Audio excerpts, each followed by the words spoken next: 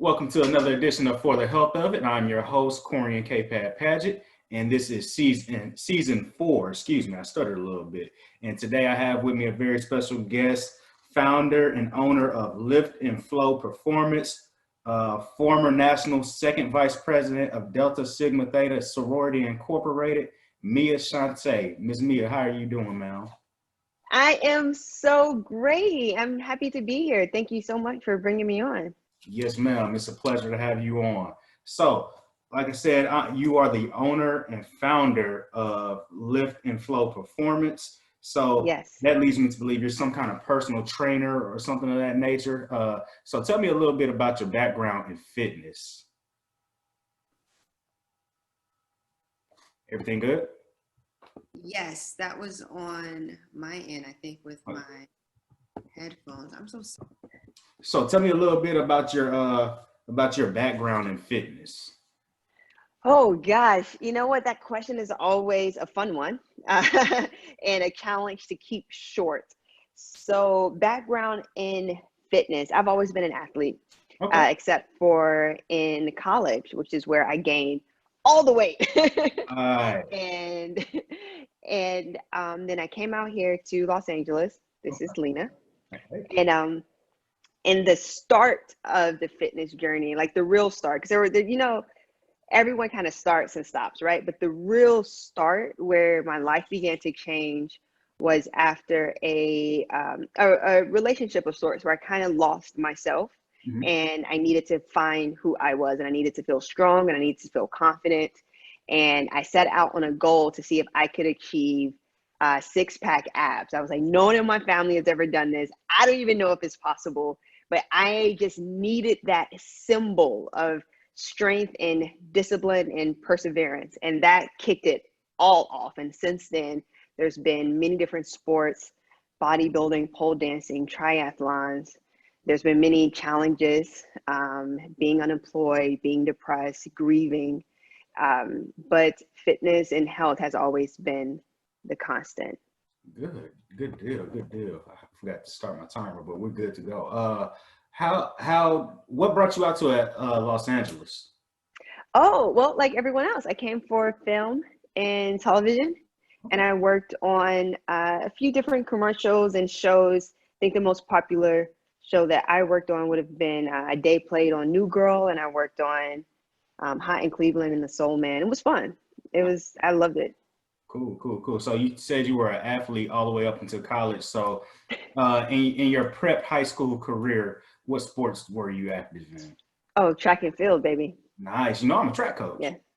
What? Yeah. Nice. Yeah. I'm a track coach here at Jim Hill High School in Jackson. So what events do you do, or did you do? So I was the, I guess like a filler, one would say, because I did every single relay up to the 800. Okay. And then I did discus. Nice. How were those numbers looking in the discus? Ooh, oh my gosh, I can't remember. I don't know. Hey, that's fine. That is absolutely fine. That was one of those events that you're trained in to get points for the team, right. Not so much because you personally love it, but you go where your coach tells you to go so the team can win. Yeah, I definitely understand that. So what did you major in college? Film and theater. Oh, cool. That's so dope. That is so dope. So tell me a little bit about your background in film and theater. You said you had a couple commercials and spots in television. So tell me a little bit about that. Oh, I was in background. So PA work, second AD work, some second AD work. If it was super independent, I did stage managing and theater. So it was a talent wrangler. So all of the behind the scenes. Got you. Cool. That's cool. Because hey, that setup work, the background plays a lot into what goes in front. It's everything. Exactly. I had a buddy of mine named Ian. In terms of working out, he was like, the front's for show, but the back makes you go. Yes. It's the same. It's the same with film and television too. But yeah, you got a little excited right there. What you know about the back? Let's talk about that posterior chain. Are you kidding me? Like I'm a pain-free performance, I'm a pain-free movement specialist, if you will, right? That's a title I'm giving myself. But I work with a lot of women with knee pain, back pain, shoulder pain, hip pain, and a lot of that gets cleared up just by working the posterior chain, right? Just by getting those rows in, getting your hitting your glutes, and just hammering those dormant muscle groups, and it changes everything. Everything changes from there. And I love that glow you just had, man. That just lets me know you are really into what you are doing. And like you said, that key word, dormant, you use. Mm. It's a lot of muscles that, like, especially now that the world is kind of set in and virtual. These posterior muscles, the 6 deep external rotators, all those are underused. They were already underused, but now they're even more underused. I like how you said that, dormant. So we talked about what got you started into fitness. You were going through a rough time, and you said you needed to feel strong in yourself, and you wanted to get that six pack. How long did it take you to get that six pack? Ooh, let's see. So I started working out by myself in January. It was a goal I had for my birthday. And I got a coach in October. So I probably, no. I didn't get a coach in October because I had the six packs were coming in by October. So I must have started with Awana in September. And so by October, November, I was able to see my abs. Okay, so about what's that? About 9 months. Mm-hmm. Okay. Mm-hmm. Cool. So tell me a little bit about your business, Lift and Flow Performance. How did it get started, and what all do you do? Wow, that business went through some changes. It got started with pole dance being a huge part of it. As a matter of fact, I did with my partner Sasha, and since then it moved more into pain-free movements. Weight loss has kind of always been in there, but as a benefit, so we focused a lot on habits and perfecting and building really good habits, whether it's something seemingly as simple as eating slowly to getting 6 servings of veggies a day, to prepping your meals, to setting an evening and a morning routine to start in your day effectively, to make sure you get to bed on time and sleep well. So lots of different nutrition and lifestyle habits, and all of our strength training is typically low impact. I feel like you can do all the jumping around stuff. You just find somebody that's doing that on Instagram. Right. But where I come into play is to actually customize to your body so that you can then go do all the jumping around stuff without injury. So I focus a lot on what I like to call boring foundational movements, but the end result is someone whose body is way more resilient, way more flexible, way less in pain, if any pain is left over, and stronger, more confident than they could have ever imagined. Man, that's so dope that you said that. You said boring exercises. I've had. Yes. I remember when I first started for the health of it, I was doing like my own personal training, and I had like some group exercise classes.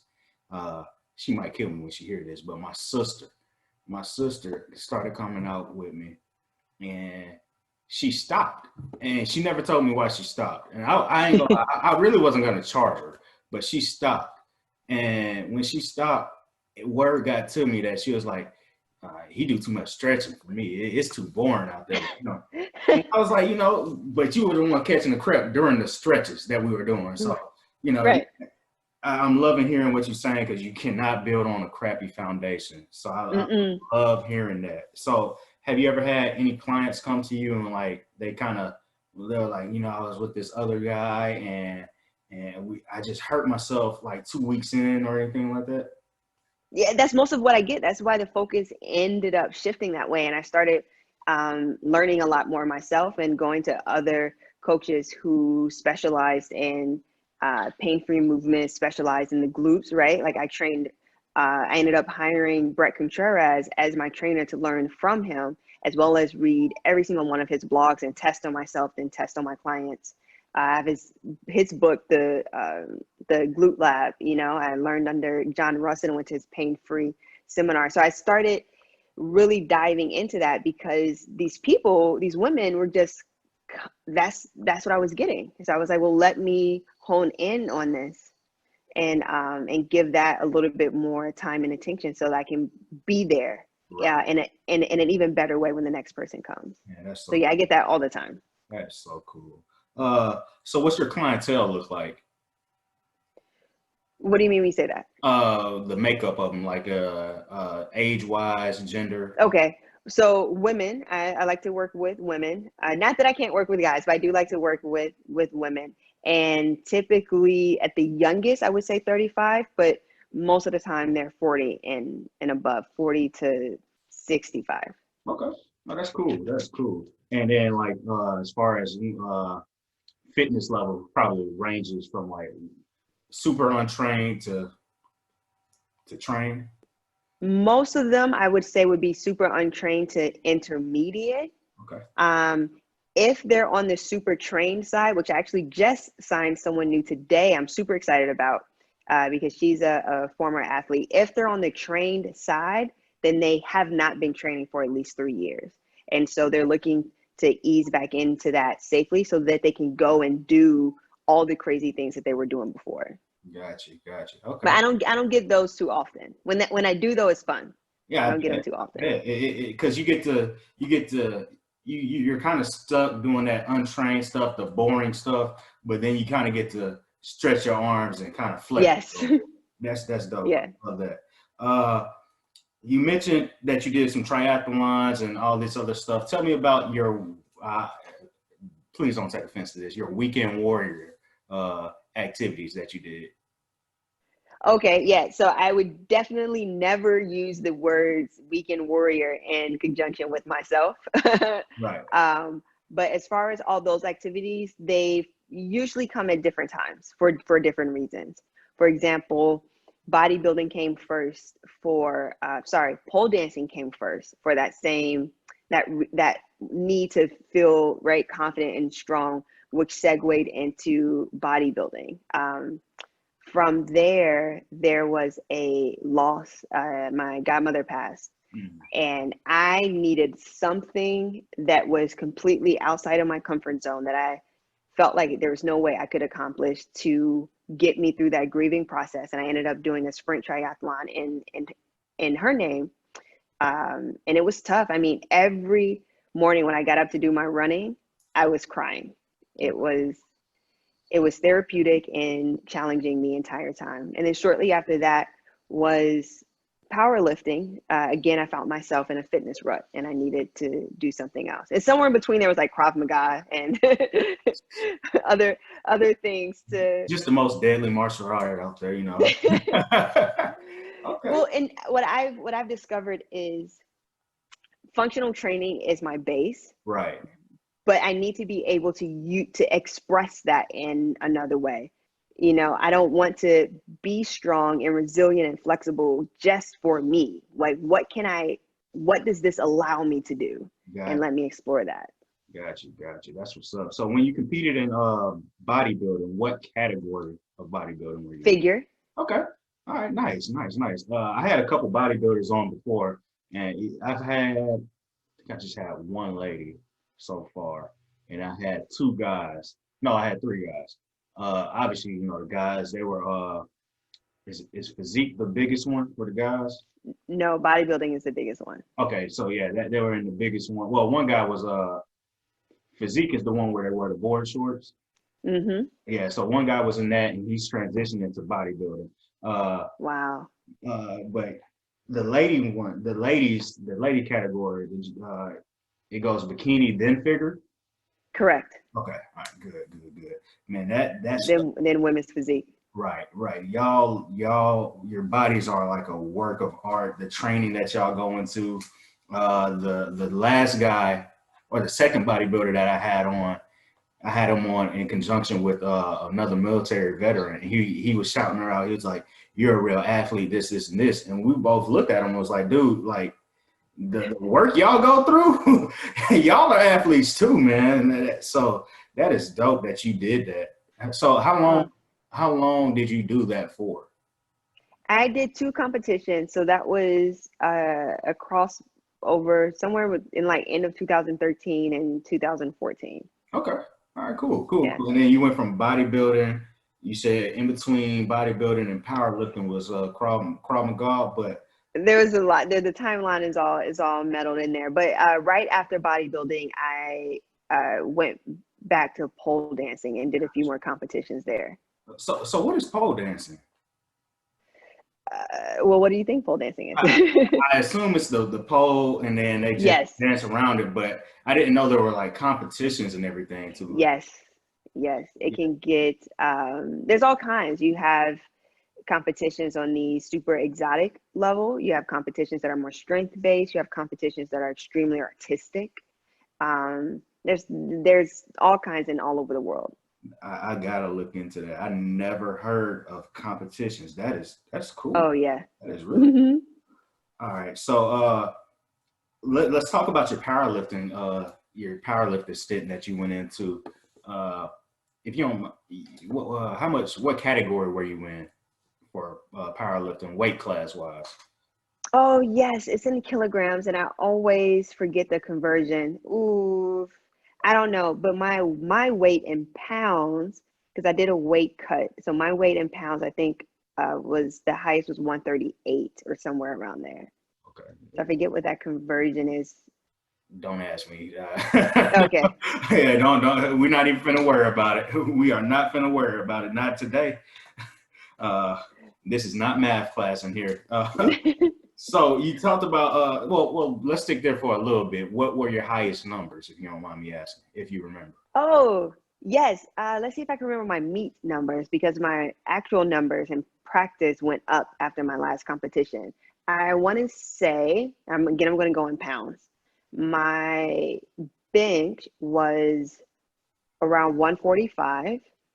My squat, I think, was around 265 or 270. Okay. And my deadlift was 315.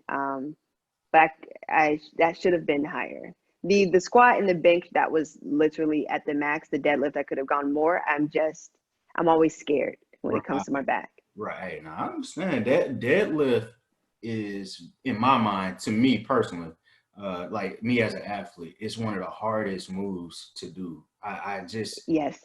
I think about it too much when I get up there, and I just struggle with it every time. So hey, I commend you for at least competing in it. And how long did you do powerlifting?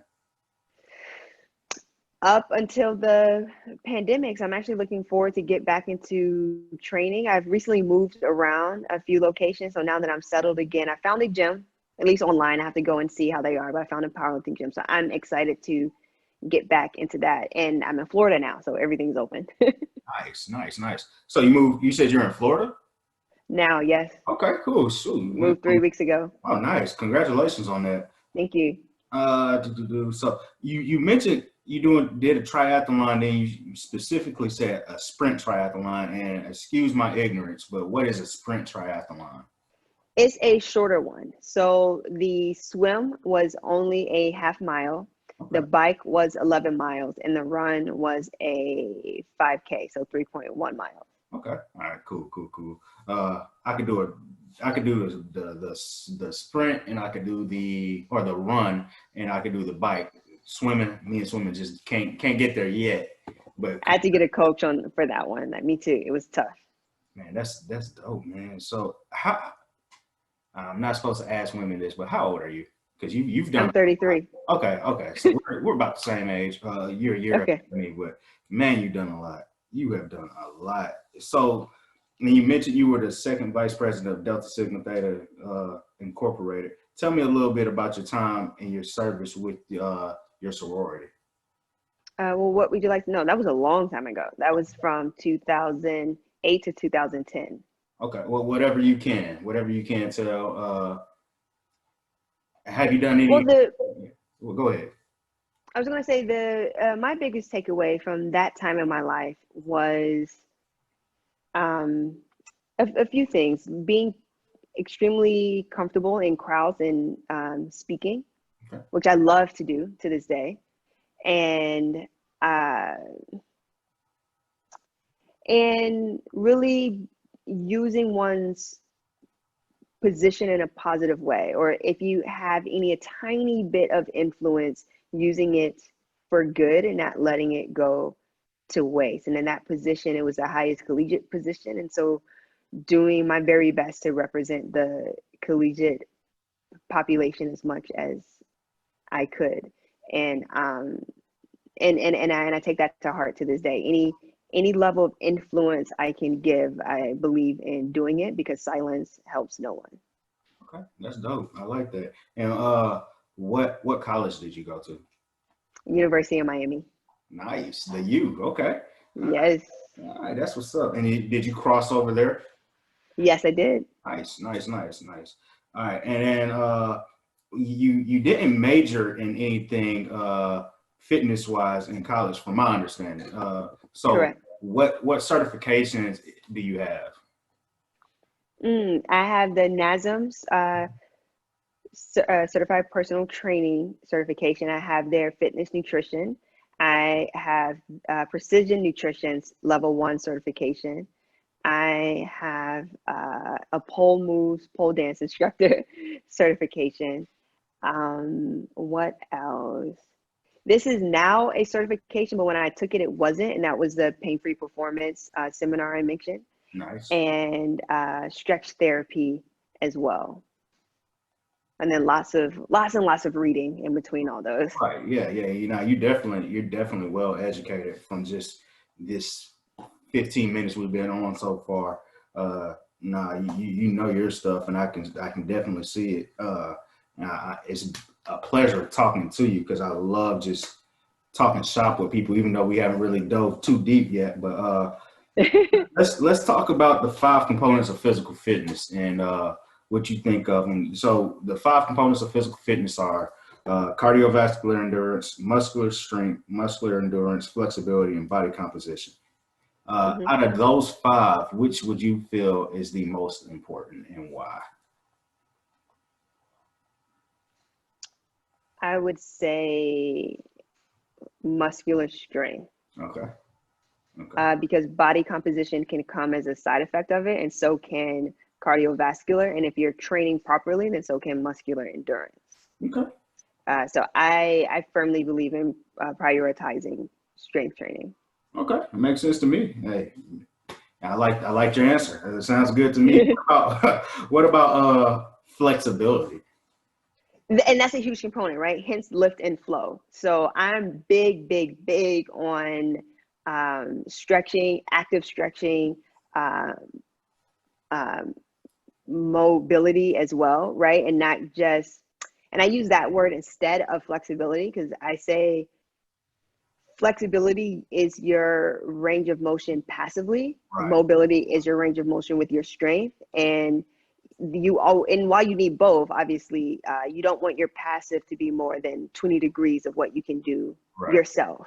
Right. And strength and mobility together, right? Strength and flexibility together just creates a super unstoppable individual. Like, you're talking about an extremely resilient body at that point, because now you have control within your ranges of motion. Man, that's so dope. Man, that's cool. I like that. I like that. I like the way you explained it, and then also I like the way you plugged yourself, lift and flow performance. I like that. So let's talk about you finding your finding your business. And so how long has your business been in active, I guess is the word? Yes, well, if we're including when Pole was still a part of it, then since 2016, the end of 2016. Okay, so coming up on the 4 years. Yes, All right, yeah, congratulations. yeah. Congratulations. All right. And why did you find it? Like, how did it come about? Oh, I was working with a friend of mine at the time. I was working for him actually at his gym, and I learned a ton from him. He was one of my first personal trainers before I got super serious about fitness. Right. And when he started his own business, he brought me on, and I'm forever grateful. So I learned a lot, and then I kept reading and kept growing and wanting to experiment and try more things, and I hit a ceiling, and there was no room, there was nowhere else for me to go. So I had to start my own. Hey, I love it. That sounds great. Yeah. Growth and financial freedom. That's what's up. That is what's up. So according to your Facebook, I saw you were from Chicago, and you went, from talking to you, you went from Chicago to Miami to California, and then back to Florida. Back to Florida. All right, cool. I'm in Fort Lauderdale, so just right above Miami. Nice. Tell me about your time, or have you been back to Chicago, or tell me about Chicago. So yeah, since we were buying a house, I just went back to Chicago just recently for 3 months. That was the longest that's the longest I've been in Chicago since because I don't even think my summer breaks were that long. I was going to say since my freshman year in college, but probably my longest since I left for college. Oh, that's nice. Yeah, it was absolutely amazing. I didn't realize how much I had missed my family, and so being reconnected was I could not have asked for a better gift. And then my nephew was born right before I left on my mom's birthday. So I got to thank you. So I got to celebrate a birthday with my mother, which I've only done since I left Chicago twice, I think, and welcome my nephew into the world. So that it was great. That's cool. That is really cool. Let's see. How has COVID affected your business? Oh gosh, it almost shut me down for a second. It forced me to go 100% online, which is I was already hybrid at the time, but just taking my time, getting into it, and so I had the platform and all the tools set up. So when COVID happened, I was able to quickly shift. The problem wasn't the transition into online. The problem was the impact COVID had on my clients and those that either lost their jobs or their family members lost their jobs and they had to take care of them. So that hit me hard. And we've rebuilt since then. And the only way we've been able to rebuild and keep the income I was used to is by being online, because my overhead is nowhere near what it was before. Right. Yeah. No, that's dope. That is true. That is so true, man. So did you have a building before? I had a space, which conveniently enough, so remember I said I was in hybrid. I actually had just given up the space 2 months before. And so I was paying rent. I was paying just like the regular personal trainer fee at a smaller gym, right, to fit my hybrid model. Okay. Oh, that's cool. Yeah. That's cool. So it was divinely planned that I wasn't locked into a lease. Yes, ma'am, it is. That is so true. All right. So it's the new year. What tips do you have for getting and staying physically fit? Okay, this is fun because I prepared for this. I actually wrote it down. Nice. All right. So I have, can you still see me? Yeah. Okay. You want to share your screen? I can let you share your screen if you want. Oh, no. You don't want to see my notes.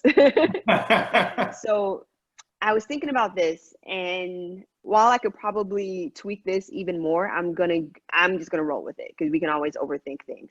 I would say number one, start with low hanging fruit: sleep, water, and walking. And the reason I put sleep first is because most of us, I discovered during this practice, I had no idea how many people don't sleep well during the night. Either they don't get to bed on time, they just rather don't give themselves a bedtime. They're waking up sporadically throughout the night, and it's affecting their lifestyles. That lack of sleep and the added stress from the lack of sleep is causing so many things: depression, anxiety, weight gain, acne, the list can go on of symptoms from an inflamed body that's not being able to recover and actually get rest. So sleep, mastering that and prioritizing it. My mother laughed at me when I was in Chicago. We would sit and like watch TV or something, and she would want to go into the next episode, and I was like, oh, I gotta get ready for bed. And she would say, well, I say it's bedtime. And it was like 8 o'clock. And she's like, it's bedtime at 8. And I said, well, I have to wash my face. I have to prep my food for the next day. I have to set out my clothes. I need to create my schedule for there's things that I'm doing so I can be in bed by 9 to wake up by 4:30, And so she was laughing at me because I haven't lived with my mother since I was 18. So she's looking at this routine. She's like, wow, that's incredible what you're able to do. Right. But I've mastered my sleep since college. So I'm a little ahead of the game than most people. But so master sleep. Secondly, and when I say master, protect it. Right. Don't let other people influence your bedtime. Right. You can turn off your phone and you can say no. You have the power to do so. Secondly, water. We are made up of water. Solves all problems. Right. Like just drink at least your body weight, half your body weight as a minimum, and I would aim for 96 ounces or more. And then next, walking, because we're mammals. We're meant to be moving, period. Like we are meant to move, full stop. There's nothing else. We all know that, which is why we always feel better when we move. So that would be part one. Part 1A to that, and this is where, and the only reason I make it an A, because now money is involved, everything else was free, would be a really good probiotic. Okay.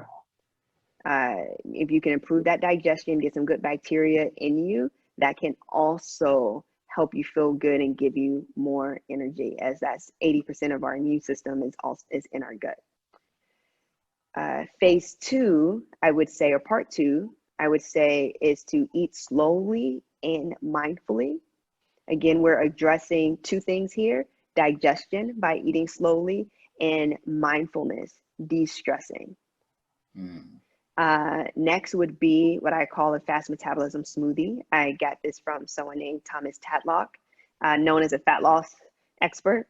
And this smoothie is 75% veggies, 25% fruit, and a handful of flax seeds or chia seeds for your omega-3s. Get that in daily. I've been doing it for 6 years. And honestly, I think it's the reason why even when my fitness is off, like right now due to moving, I'm still able to maintain health and even keep some muscle mass on. And the last one for that phase 2 would be to do some resistance training. Doesn't mean you have to hit the gym. You can do push-ups at home. You can do lunges at home. You can do sit-ups at home. You can do hip thrusts, glute bridges at home, so do some resistance training. Phase 3, after you've mastered those other ones, would be planning out your meals and getting a coach. Okay. The coach will take it from there. Nice. It will teach you, the coach will fill in. Like when I started off by myself, but when I got the coach, she filled in those gaps that I was missing. And then I was able to fly again solo. And when I reached my next plateau, I got another coach. Nice. So that would be the order I would put that Okay. in. Okay. All right. Cool. So the low hanging fruit, part 1, sleep, water, walking, and then Yes. right under that, part A, probiotic, and then Yes. phase A good 2, one. Yeah, a good probiotic. Emphasis good. Phase 2 would be eat slowly and eat mindfully. Yes. With a smoothie. What kind of smoothie was that? It's a fast metabolism smoothie. Fast metabolism smoothie. Okay, and then also you added into phase 2 resistance training, and then in phase 3 you want to plan your meals out and then get a coach. So I like that. Yep. Okay, that sounds like a good plan to me. Definitely sounds like a good plan. All right.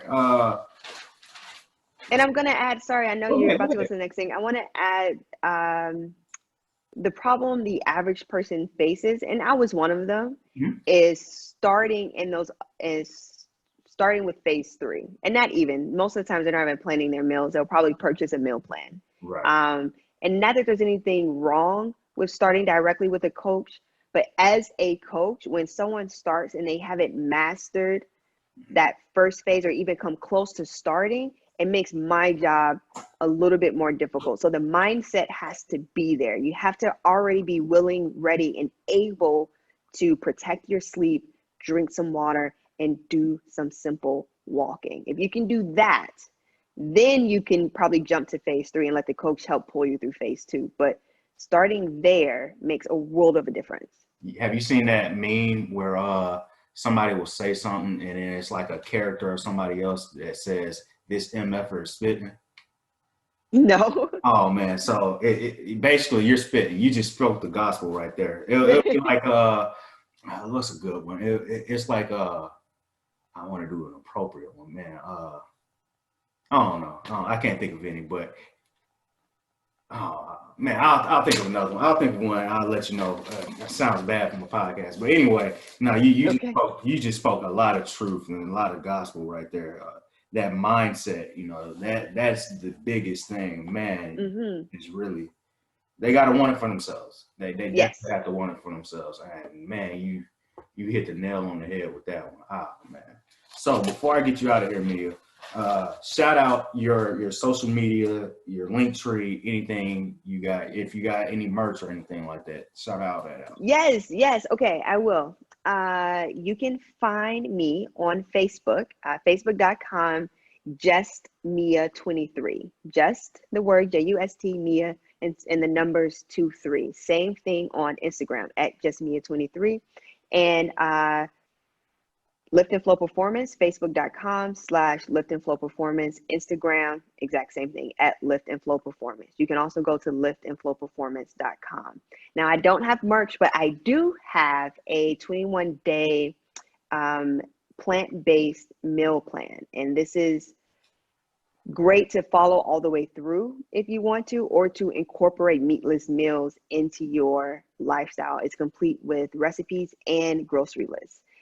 This can be found on the website. Just click, I think at the top it says ebook, or you can go to liftandflowperformance.com/plant-empowered. That's the name of the book, which has several different fast metabolism smoothies in there, by the way. Okay, cool. And definitely those links will be in the description of this video. If you're watching this on YouTube, and then if you're listening to it audio wise, hey, just run it back a couple of seconds and write down what you said. I don't know how else to put it. And then I'll see if I can put it in the descriptions, and then it will be on there also. Corian, this isn't anything to say out loud. This would be for the where you will put it, but I have an affiliate link to that good probiotic that I mentioned, right. That I use and I have my clients use, and it's been absolutely amazing. So if you're dealing with bloat or just want to boost your immune system and just improve your digestion, this is great. If you're dealing with gas, like same thing, this probiotic is everything. It sounds good to me. Hey, you got anything you want to add before I wrap it up? No, not at all. I've been, oh, you know what? I'll say this. If you are someone that, because remember I said starting with phase 1, mm-hmm. If you're someone that is struggling with that, start slow. The tortoise wins the race. So instead of looking at sleep, water, and walking, pick one. And not to say that you'll start sleeping completely throughout the night immediately, but maybe just setting yourself a bedtime. Maybe just turning your phone off a little bit earlier every night. And, maybe just having an additional glass of water right when you wake up, even if you can't do it throughout the day. Maybe pacing on the phone if you don't have time to get out the house and start walking. So start very, very small and know that whatever the end result is, you will get there as long as you continue moving forward. 1% better every day makes you 365% better at the end of the year. Man, hey, Mia, thank you so much. This won't be your only time on. I appreciate you. I definitely appreciate you coming on. This has been another episode of For the Health of It. I'm your host, Corian K. Paget. And thank you so much, Mia, for coming on and sharing your wealth with us. Thank you. Thank you for having me. Yes, ma'am.